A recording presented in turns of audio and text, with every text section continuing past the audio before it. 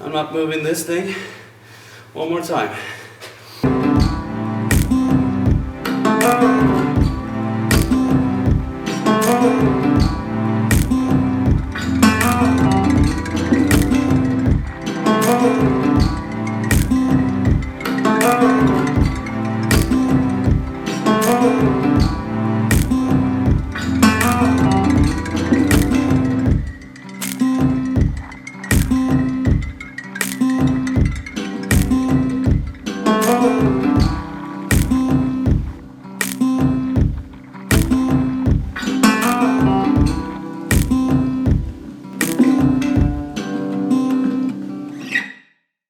So I ran out of welding rods the other video, and of course I forgot to buy new ones today, so I'm stuck with using these, and these are tiny welding rods, not at all intended for this kind of steel. They are 1.6 millimeter in diameter and just horrible to weld with. They keep sticking, and yeah, they just stick all the time.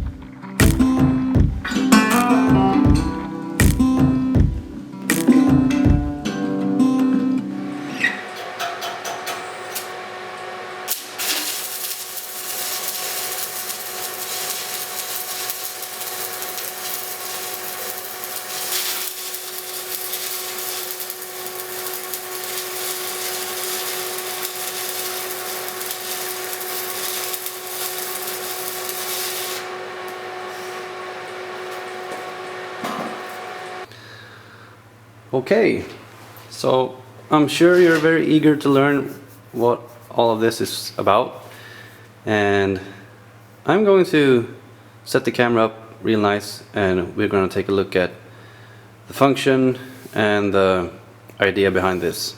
This is the motor mount.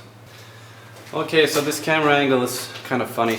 It's like you're looking at it upside down. I'm sorry about that. So, what the hell is all this? Well, this plate is where the motor is going to get mounted to. This is the front of the sawmill. This is the side of the beam that faces forward on the mill. You might say this is being done a bit overkill. There's a lot of steel here and it's really heavy, but steel is relatively cheap, so it doesn't make a whole lot of sense to do all this in thinner stock. So I made sure to beef this whole thing up, and that can't hurt. There's going to be a lot of vibration and just a whole lot of power coming from this motor, and once the chains start cutting, there's a lot of vibration that's being transferred from the bar to the motor and into this frame. So the more mass you have, the sturdier it's going to be, of course. You can see the slots, the two slots and the square nuts that we use. That's all good, but I wanted something underneath as well to give some supports, and that is what this square tube is for. And these two tiny pieces of metal are just shims, really, just to elevate this square tube so that the thicker tube has some clearance when it's sliding back and forth. And also this puts this whole plate in the same plane as well in regards to the beam.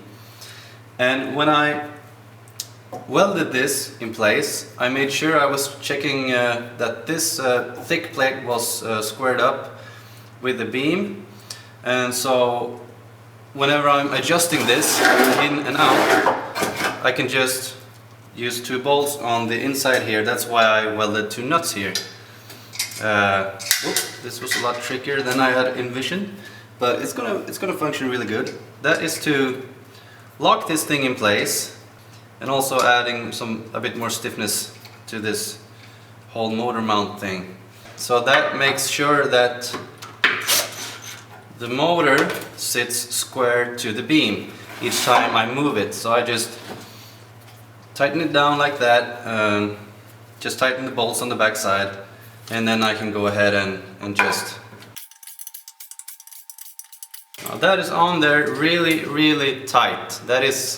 It's practically impossible to move this thing, and with these as well on the back side here, it's going to be solid as a rock. I hope now that I took some care in laying out the holes, because now it's time to mount the motor.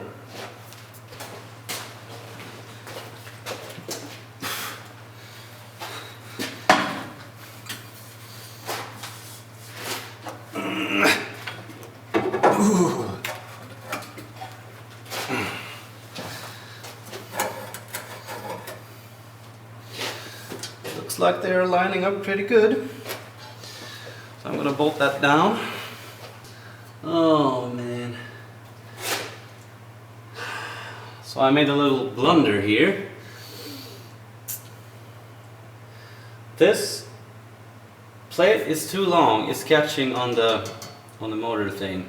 I need to cut this down a little bit. So I'll be right back.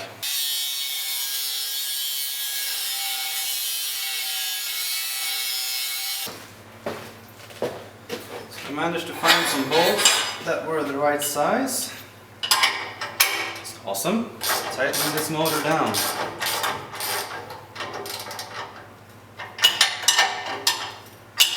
Seems about right.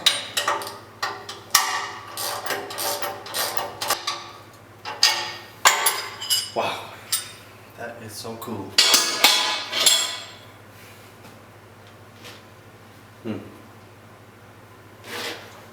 Okay. I think that's gonna do it for today's episode. It's on there.